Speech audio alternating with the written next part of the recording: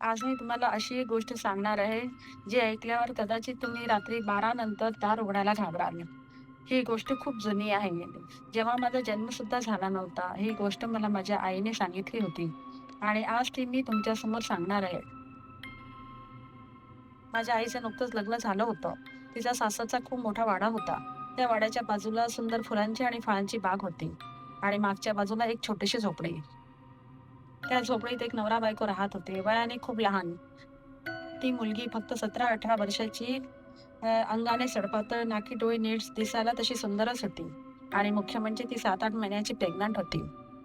तिच्या नवऱ्याला काही कामासाठी शहरात जायचे होते. बरेच दिवस लागणार म्हणून त्याने बायकोच्या मदतीसाठी एक बाई ठेवली होती, जी आज घरी येणार होती.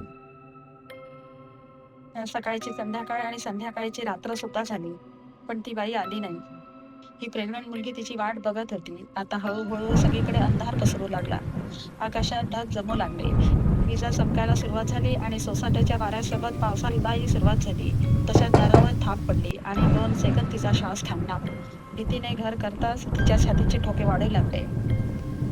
हिम्मत करून घाबरतच तिने दार उघडले. दारात एक साधारण 60 वर्षे वयाची स्त्री उभी होती. शरीराने थोडी जाडच होती. केस विस्कटलेले, डोळे खोल गेले आणि डोळ्याभोवती काळी वर्तुळे होती. अंगावरची साडी जुनाट आणि विटलेली होती.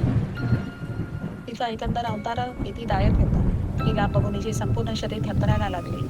तशात त्या स्त्रीने आपल्या जाड आणि काहीशा भोगळ्या आवाजात विचारले, "मी आत येऊ का?" तेव्हा ती थोडी घाबरली, दचकीत भानावर आली आणि तिने तिला आत घेतले. तशी ती बाई स्वभावाने चांगली होती. त्या मुलीला ती कुठलेच काम करू देत नव्हती. ती तिची खूप काळजी घेत होती.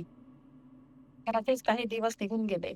एके दिवशी सायंकाळी त्या मुलीने देवाजवळ दिवा लावला आणि आपल्या खाटेवर आराम करीत होती.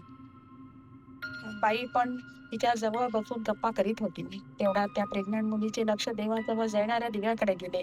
तो दिवा बाराने फडफड करीत होता म्हणून त्या मुलीने त्या बाईला सांगितले, "थोडे त्या दिव्याकडे लक्ष द्या. तो दिवा विझतोय." परंतु त्या स्त्रीने तिच्याकडे लक्ष दिले नाही.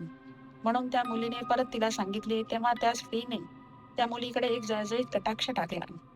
मग त्या मुलीने पुन्हा तिला सांगितले. ती बाई हळूहळू तिच्याकडे वळली आणि तिने तिची जीभ बाहेर काढली. ती जीभ काळी, लांब आणि लाळ गळणारी. ती जीभ वाढतच गेली, वाढतच गेली आणि सरळ देवाच्या दिव्यापर्यंत पोहोचली. हे बघून ती मुलगी ओरडली, क्षणात बेशुद्ध पडली आणि सगळं शांत झालं. जेव्हा शेजारी आले, तेव्हा ती मुलगी आधीच मरून गेली होती.